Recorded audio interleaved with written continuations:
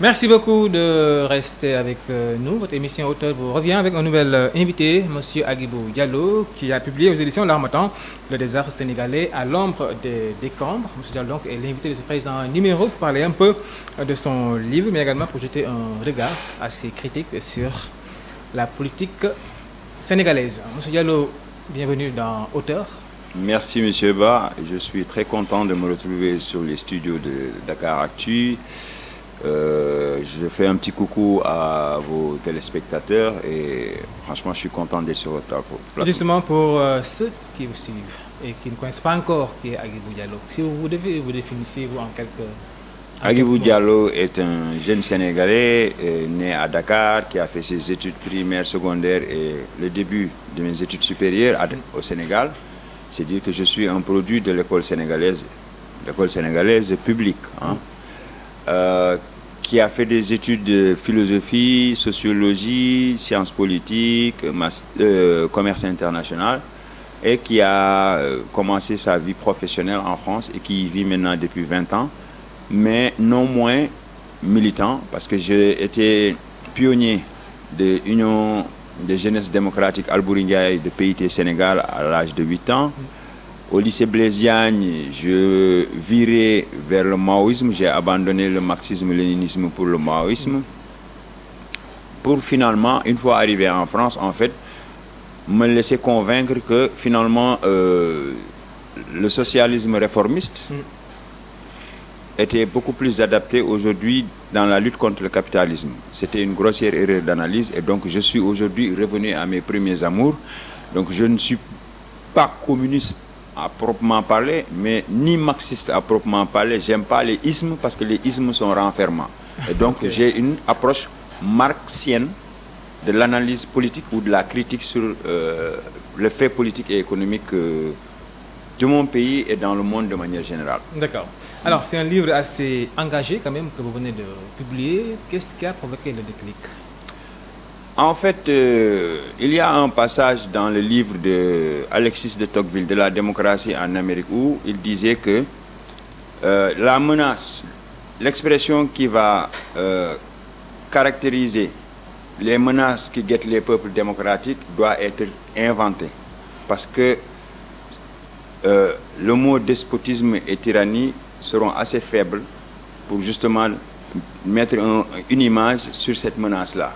Donc, en réfléchissant sur la problématique de la démocratie de manière globale, la démocratie moderne, je s'entends, qui est aussi vieille que depuis la Révolution américaine, Révolution française, et donc tout c'est le modèle archétypal qu'on nous vend comme étant un mode d'organisation démocratique. Et donc, j'ai dit que finalement, pour donner une réponse à Alexis de Tocqueville, 2 siècles avant, le mot qu'elle cherchait, c'était le désastre.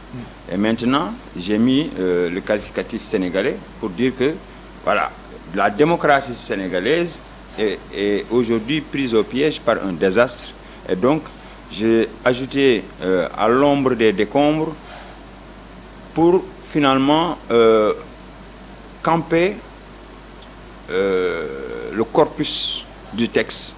C'est que ce texte-là, il a vocation à décrire les gravats. Parce que le décombre, c'est un méli-mélo de rochers, de pierres. Donc, j'essaie de décrire le gravat qui est synonyme du désastre de la démocratie sénégalaise. D'accord. Alors, est-ce que vous avez le sentiment qu'actuellement, c'est ce que nous vivons actuellement avec tout ce qui se passe au niveau de la classe politique? Mais c'est ce que nous vivons depuis l'ère des indépendances, depuis qu'on a raté le coche le 17 novembre 1962, quand Senghor a imposé le parti unique qui sera le parti unifié et qui finalement débouchera tout le processus que l'on connaît. Il n'est point besoin de revenir sur ça, avec les 4 courants, le multipartisme éclaté. Tout ça, ça a été fait, à mon sens, dans une sorte de précipitation où la classe politique, dans le conflit qui structure ses rapports, a cherché toujours à négocier au mépris justement des attentes des populations pour trouver une sorte d'oxygénation de la paix qui était souvent menacé par rapport à la conflictualité qui structurait le rapport des acteurs politiques. Donc aujourd'hui, la conséquence, c'est que nous sommes tombés sur une génération spontanée qui voudrait avoir sa part ou bien sa voix au chapitre et à laquelle on s'obstine véritablement à confiner en hors de, comment je pourrais le dire, du champ politique à proprement parler. Voilà. Donc, c'est ce que j'essaie de démontrer à travers les livres et à travers ce récit-là, en essayant ici et là de tirer la cordelette de la pelote. Je ne sais pas si je l'ai bien fait ou si je l'ai réussi, mais en tout cas, on ne pourra pas me nier que j'ai essayé. Absolument. Alors, de Senghor à maintenant, avec Macky Sall, c'est une politique qui évolue en dents de scie. Est-ce que vous avez le sentiment qu'on est dans la continuité ou quand même un peu dans le chaos total? On est dans la fixité. On fait la politique, on gouverne de la même manière que l'époque du parti unifié. Après, il y a de petits acquis ici et là, mais de manière globale, la structure, c'est ce que j'ai dit en faisant référence à Schumpeter dans le livre, quand je dis que comment dirais-je, la spécificité du système capitaliste, c'est d'avoir réussi à dépasser ces tendances autodestructrices. Voilà, c'est des crises qui sont provoquées pour encore renforcer le système jusque dans ses bases. On a l'impression qu'il y a des changements, mais on s'aperçoit a posteriori qu'en fait, ce qui nous était vendu comme changement n'a été que finalement un renforcement de ce que l'on voulait changer. D'accord. Voilà. Donc on est dans la fixité. Alors, vous le dites dans le livre, en faisant un peu du parallélisme entre le socialisme et en tout cas le libéralisme. Ouais, voilà.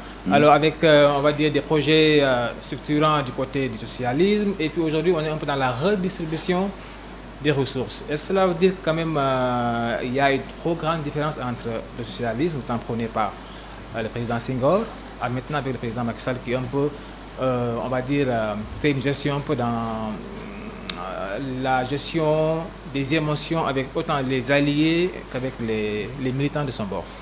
En fait, il faut quand même reconnaître à Senghor qu'il avait une certaine particularité, c'était un intellectuel. Formé à bonne école, il avait une vision. Du point de vue littéraire et intellectuel, je suis assez sensible à la production de Senghor, surtout ses essais. Les Libertés, je les ai lus, ça me parlait et à la limite même, j'en ai été subjugué. Mais en termes de gouvernance, il faut dire que Senghor a été un piètre politicien. Il a été dans les basses manœuvres, il a tout fait pour renforcer le pouvoir personnel. C'est-à-dire qu'il a personnalisé le pouvoir à telle enseigne que c'est devenu maintenant une culture qui a inspiré pratiquement tous ceux qui l'ont succédé.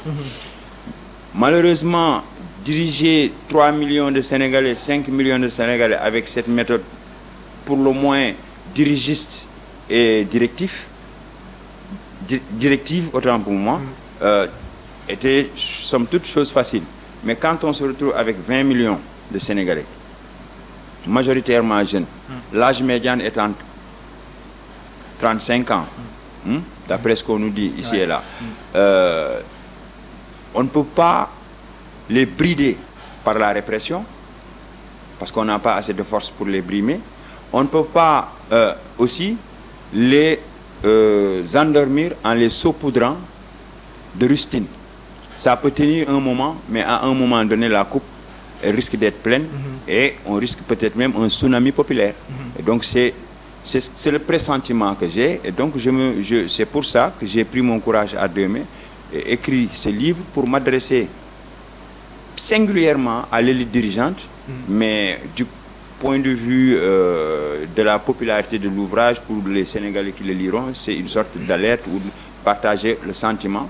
J'ai essayé de parler en leur nom, parce que je suis d'extraction sociale très modeste, pour ne pas dire pauvre, et c'est par la grâce de Dieu que j'en suis arrivé aujourd'hui à pouvoir manier les concepts et à habiller les concepts comme je veux pour justement en faire un ordre d'idées dirigé vers la bataille pour la libération des masses, comme on disait jadis chez les communistes. D'accord. Alors c'est un livre qui tombe à pic. On est quand même dans un chaos, on va dire, indescriptible avec ce qui se passe au Sénégal côté politique. Avec d'un côté, on parle de complot, de l'autre, des personnes qui instrumentalisent un peu la rue. Alors, de manière décalée, comment est-ce que vous appréciez la tension politique qui sévit actuellement dans le Sénégal? Oui, le complot n'a jamais été nouveau au Sénégal ici. Senghor a accusé Mamadou Dia de complotiste et l'a embastillé et écarté totalement du pouvoir. Wade a accusé Idrissa Seck et Wade se sont renvoyés la balle du complot, on s'en souvient. Donc il y a, il me semble, une façon de judiciariser les rapports politiques entre les acteurs qui fait que finalement il y a de la méfiance, il y a un peu de la schizophrénie. Mais pour ce qui concerne justement cette situation présentement, moi, la procédure judiciaire, je ne suis pas juriste, mais je sais qu'il y a beaucoup de failles et qui justifient aujourd'hui l'indignation des Sénégalais par rapport au traitement spécifique de ce dossier. Au point que les gens ne se sont pas posé les bonnes questions. Les bonnes questions d'un point de vue moral, d'un point de vue de qualité intrinsèque et les attentes qu'on a de celui qui prétendrait diriger le Sénégal. Quand on est prétendant à la direction, il faut se hisser à la stature du chef avant la lettre. En tout cas, c'est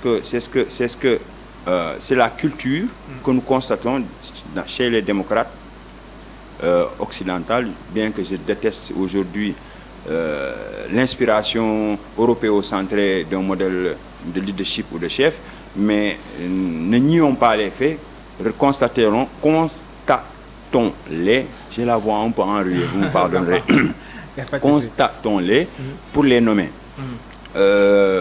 Moi, le problème que j'ai avec cette histoire-là, ce n'est pas le fait qu'il y ait eu viol ou pas. C'est pas mon problème.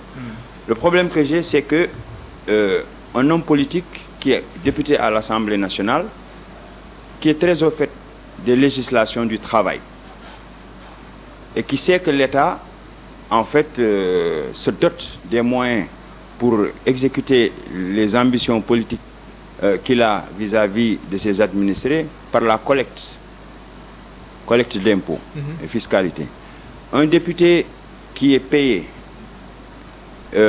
par l'argent du contribuable pour voter des lois en vue de protéger les travailleurs et les citoyens et en même temps de garantir à l'État toute la plénitude des moyens dont il est à la recherche pour assurer les politiques publiques qui se permettent de fréquenter un endroit où il y a du travail dissimulé, de l'esclavage, pire, qui se permet de payer les prestations dans une entreprise qui n'obéit pas à la collecte des impôts, qui promeut de l'esclavage, parce que ces filles qui travaillent dans ces entreprises pour être correctes et courtois, politiquement correct. Exactement, n'ont pas de salaire, n'ont pas de déclaration d'impôts, donc c'est de l'économie parallèle qui échappe à la collecte dont l'État du Sénégal est à la recherche.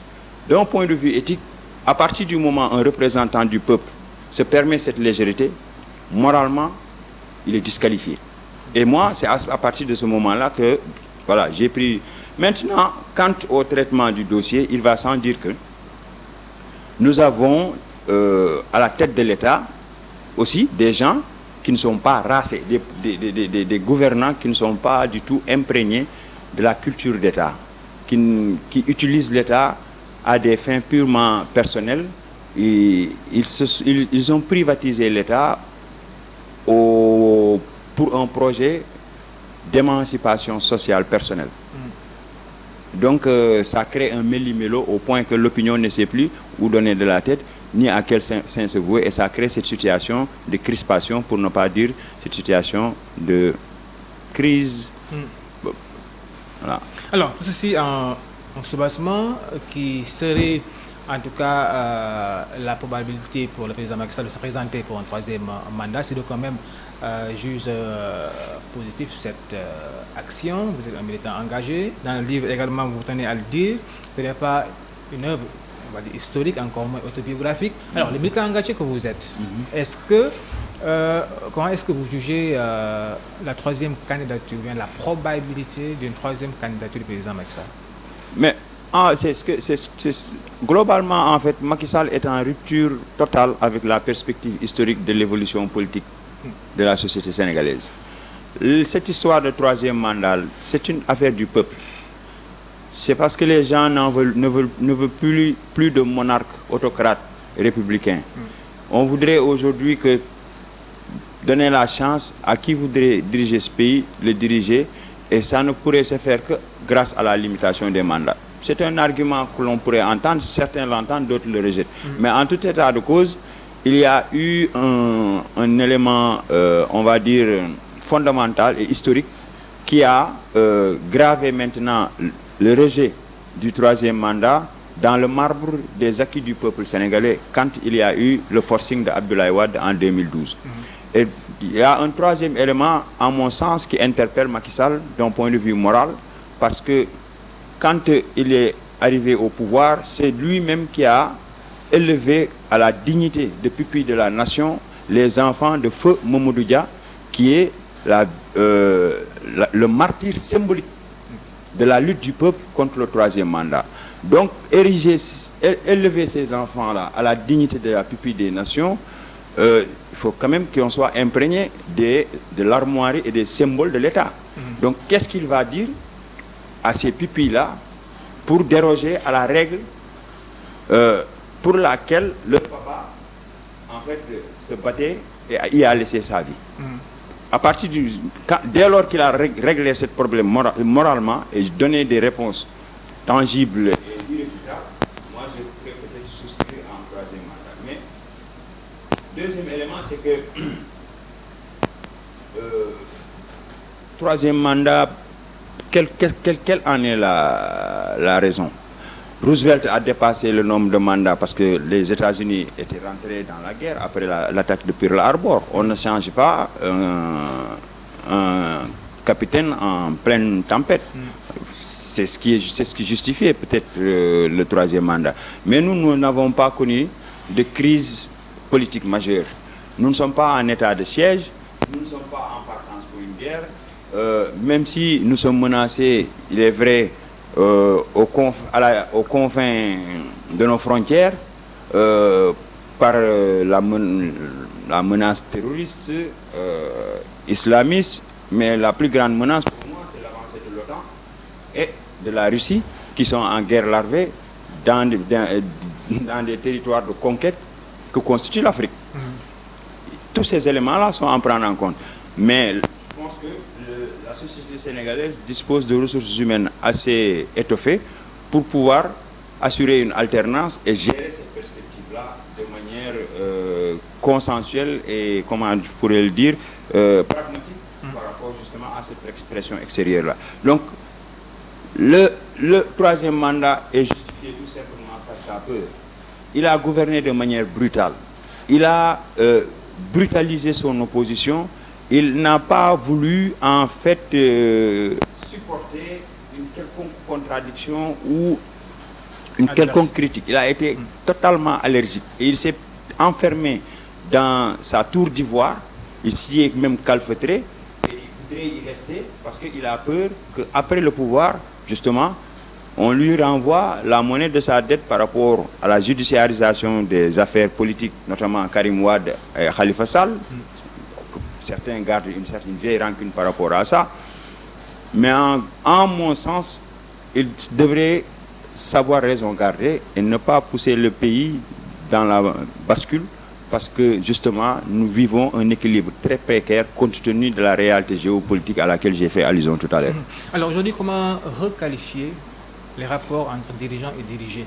Vous en faites allusion dans le livre, vous parlez d'un certain recommencement, en tout cas du surplace, mais également avec des populations, un peuple qui quand même reste scotché à ces promesses non tenues, en tout cas des dirigeants, quand il s'agit de d'aller à la pêche pour les voir. Aujourd'hui, comment requalifier nos rapports entre dirigeants et dirigés?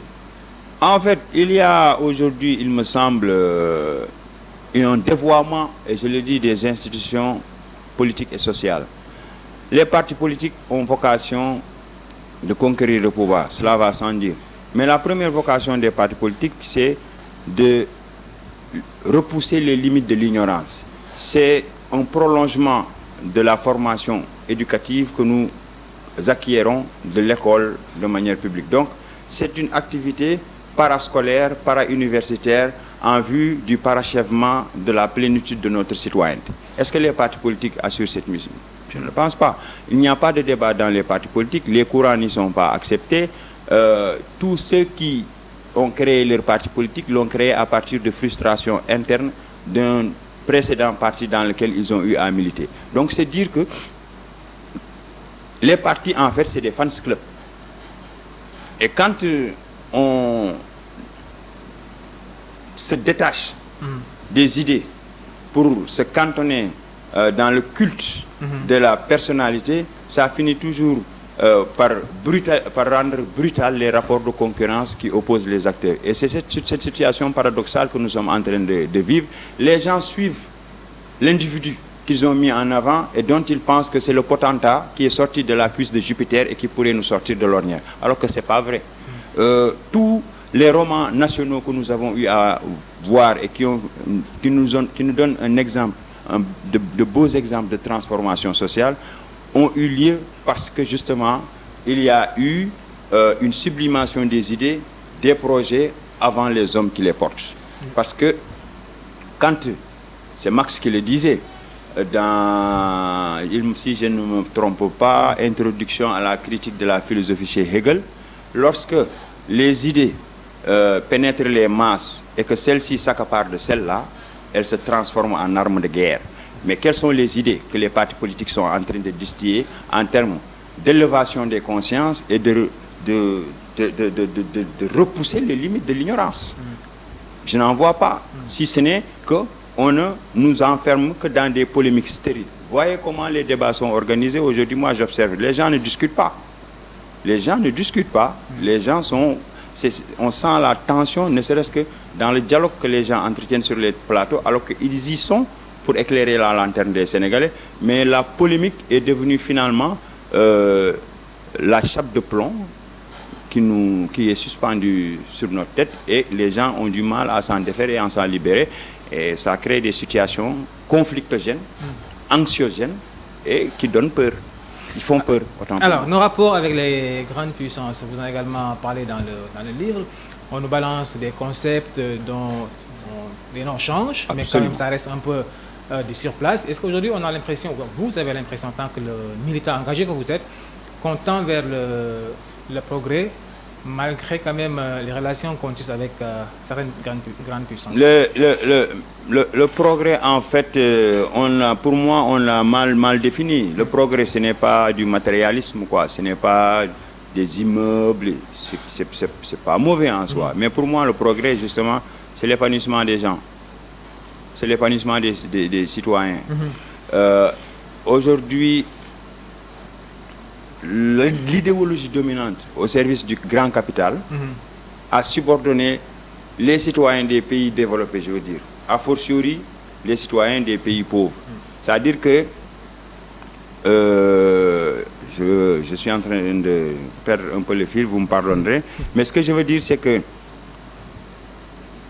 les réactionnaires, de manière générale, aujourd'hui, font peu de cas des questions démocratiques en Europe, aux États-Unis, parce que depuis 1971, quand Nixon a décidé que le dollar allait être détaché de l'or et que c'était le premier acte, selon Henri Bourguignon, que je cite, qui est un économiste français, c'est la première ère d'ouverture de la mondialisation contre les peuples.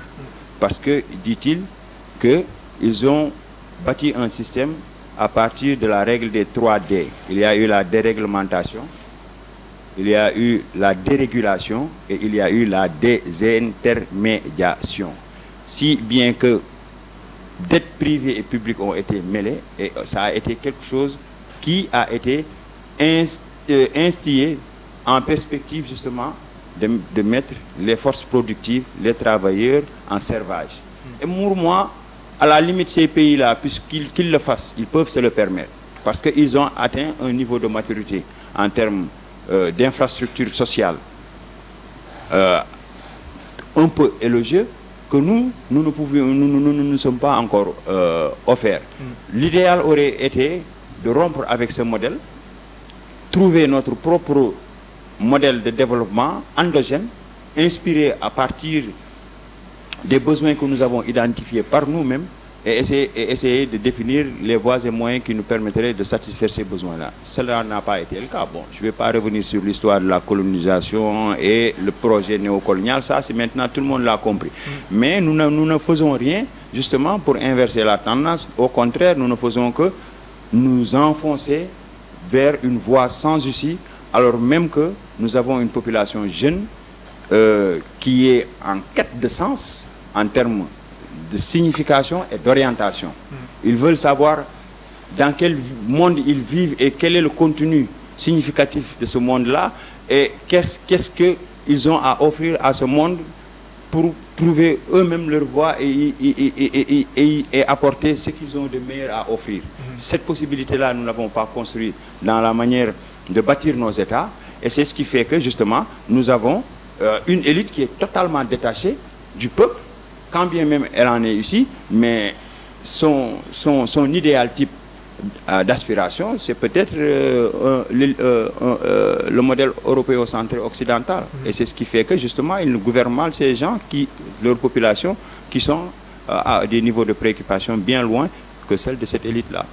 Alors aujourd'hui, comment s'engager dans le militantisme? Autrement dit, c'est quoi être un bon militant?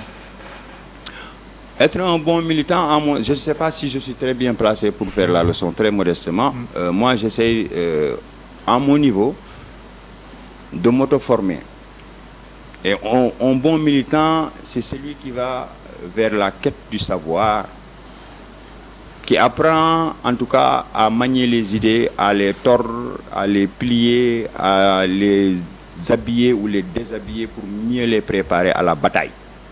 Nous ne pouvons pas nous battre si nous ne savons pas manier les concepts, savoir la signification des choses, leur historicité. Et c'est d'ailleurs le philosophe Michel Foucault qui recommande, face à toute problématique, d'abord essayer de savoir, de connaître l'archéologie des mots. Les mots ont une historicité et c'est de cette historicité qu'on tire leur polysémie.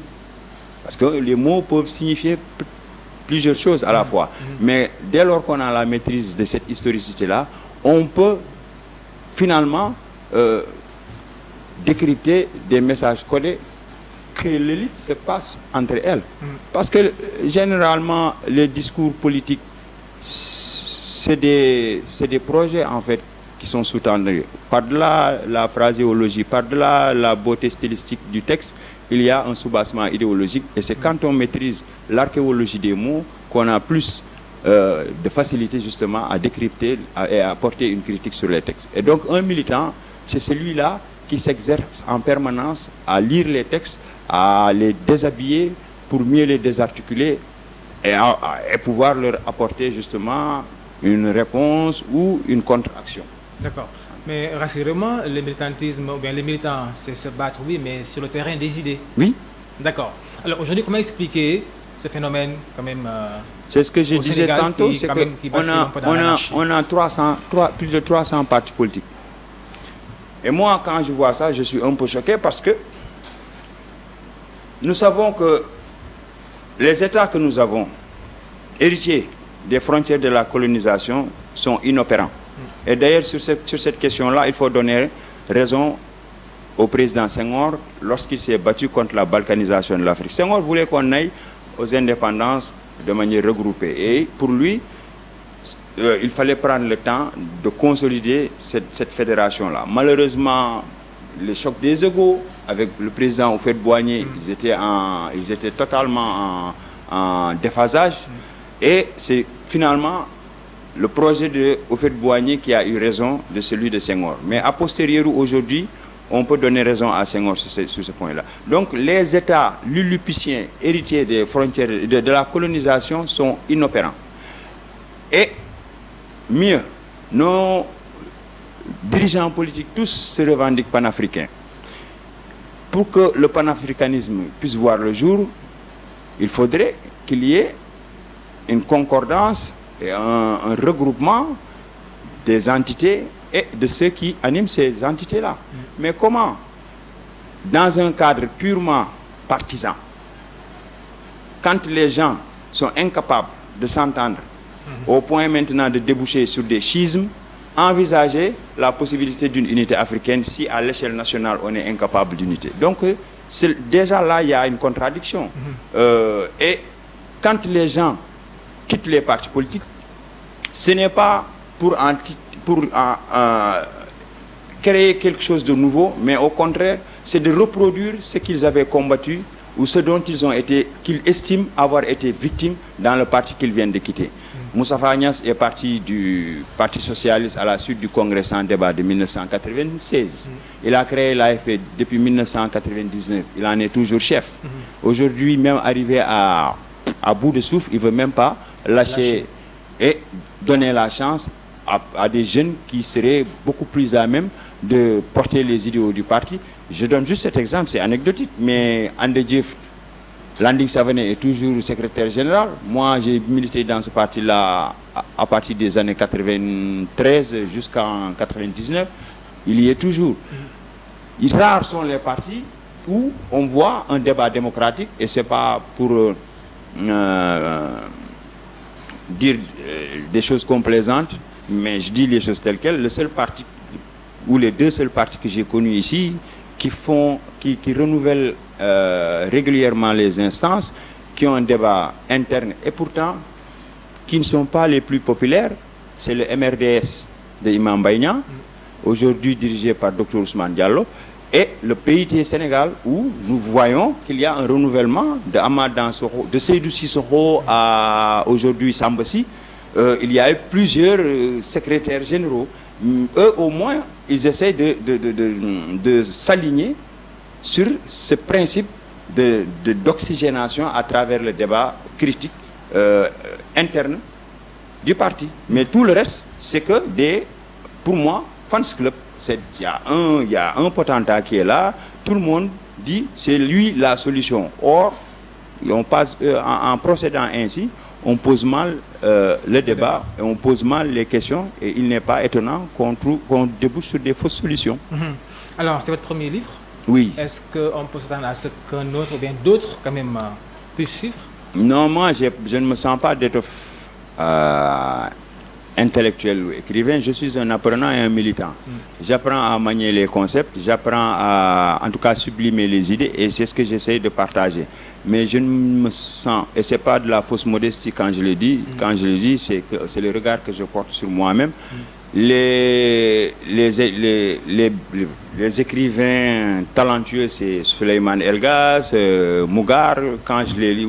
Il y a même un jeune Sénégalais aussi ici, je l'ai connu, mais je ne le connais pas très bien, Farindaou. C'est des garçons formidables qui ont de belles plumes. Eux, ce sont des écrivains. Et moi, je pense que je suis militant, mais n'ayant pas trouvé de cadre opératoire où je pouvais peut-être développer ces idées pour poser un débat contradictoire avec des camarades, j'ai pris mon courage à deux mains et je me suis dit, écoute, mets du noir sur le blanc, tout ce qui te passe par la tête, et essaye de partager ça avec la communauté. On dit qu'écrire également, c'est exister. Oui, c'est une façon de présenter les écrivains. Mais moi, je ne pense pas que ce livre-là fera de moi quelqu'un qui existe. Moi, je voudrais exister en participant à un projet collectif de co-construction d'un nouveau leadership africain qui soit à l'aune des attentes du peuple et qui comprenne les défis qui nous attendent et qui accepte de se dissoudre dans un collectif en vue d'assurer à la postérité, comme je l'ai dit dans le livre, un champ d'espérance illimitée. Justement, si vous aviez la classe politique là, devant vous, que leur diriez-vous? L'heure est grave, oubliez vos égos, dissolvez-vous dans un collectif réformer les institutions de manière à les adapter par rapport à l'évolution du monde, à l'évolution de notre population qui se sent exilée en étant chez eux. C'est Edgar Quinet qui disait l'exil, ce n'est pas d'être arraché à son pays, c'est de vivre dans un pays sans lui trouver ce qui le fait aimer. Et c'est le sentiment que j'ai aujourd'hui quand je me déambule dans les rues de Dakar et je vois le niveau, mais véritablement, d'incivisme chronique. Et ça, on peut le déplorer, mais aussi ce sont des signaux d'alerte d'une jeunesse qui appelle au secours à une élite à qui le pays a tout donné et qui attend d'elle qu'elle vienne au secours d'une population exsangue, réduite à de l'indigénat, à une certaine misère qui n'est pas totalement fatale, mais qui existe parce qu'il y a une absence de volonté politique. Et ça, cela tient simplement de cette situation que l'élite politique, de manière générale, avec l'élite maraboutique, cela va sans dire, qui sont un petit peu en conurbation, a créé, entretient et maintient à dessein pour simplement conserver le petit confort qu'ils peuvent se permettre en mettant en place un pareil système. Agibou Diallo, votre émission est arrivée à son terme. C'est un plaisir de vous avoir reçu sur le plateau. C'est moi qui suis honoré d'être reçu par une sommité de votre trempe. J'avais un peu le trac en venant, j'avoue, parce que vous êtes percutant et vous avez un œil de lynx. Bon, merci. Je vous encourage en tout cas dans cet exercice-là. Je sais que c'est pas ça qui va faire buzz. Les gens aujourd'hui aussi sont en quête de buzz, en quête de visibilité. Il faut qu'on sache construire dans la durée. Nous ne pouvons pas nous aligner au même rythme que ces pays qui ont peut-être mis 300 ans à se construire. Nous sommes un pays jeune, une nation jeune, un État jeune. Prenons le temps de la construction avec de la patience. Parce que ce n'est que par cette voie-là que nous arriverons à consolider les acquis que nous conquérons au fil de la marche. C'est Hegel qui disait « Les idées qui font révolutionner le monde avancent à pattes de colombe ». Donc inscrivons-nous dans la perspective de la durée et évitons de tomber dans le piège de l'instantanéité parce que l'instantanéité est émotionnelle et l'émotion parfois peut être dangereuse et trompeuse. Je vous remercie de m'avoir donné l'occasion véritablement de m'adresser à vos téléspectateurs. C'est un honneur pour moi. Partagez. Et j'espère peut-être qu'on aura d'autres occasions de discuter. Si toutefois je suis inspiré à faire un deuxième livre. Mais je n'ose pas prendre cet engagement-là, comme je vous l'ai dit, parce que je ne suis pas d'étoffe. En tout cas, vous êtes dans la bonne voie. Moi, j'ai trop bien aimé le livre. Merci, merci. Et j'espère que je peux vous recevoir avec un autre livre, toujours pour, là, vous pour débattre dans un créneau de votre militantisme. Oui, non, pourquoi pas. Mais l'idée aujourd'hui étant que il faut qu'on prenne notre courage à deux mains et qu'on parle à cette classe politique. On ne peut plus gouverner le Sénégal comme l'a gouverné Senghor, Abdoulaye Wade. Non, il faut réformer les institutions et les textes sont là. La Commission nationale de réforme des institutions est visée d'une commande publique. Parce que les 600 millions qui ont permis à cette commission de travailler tranquillement, c'est l'argent des Sénégalais. On nous appelle à un dialogue. Et j'entends ici et là des gens dire où sont les termes de référence. Mais soyons cohérents. Si dialogue il doit y avoir, c'est que toute la classe politique, opposition, pouvoir, société civile, doivent se retrouver et s'accorder sur les modalités, mais d'endosser ou d'adopter globalement les recommandations de ces réformes-là pour justement transformer nos institutions en instruments de transformation sociale, économique et positive au bénéfice du plus grand nombre. Merci beaucoup Agibou Diallo, merci également à vous de nous avoir suivis. Je rappelle que nous recevions Agibou Diallo pour parler un peu de son livre « Le désastre sénégalais à l'ombre des décombres » que je vous conseille vivement d'ailleurs de lire. Merci à vous, merci également à la régie pour cette heure d'émission. On va vous retrouver très bientôt avec un autre invité, toujours pour parler de livres dans votre émission Auteur. À très bientôt. Merci.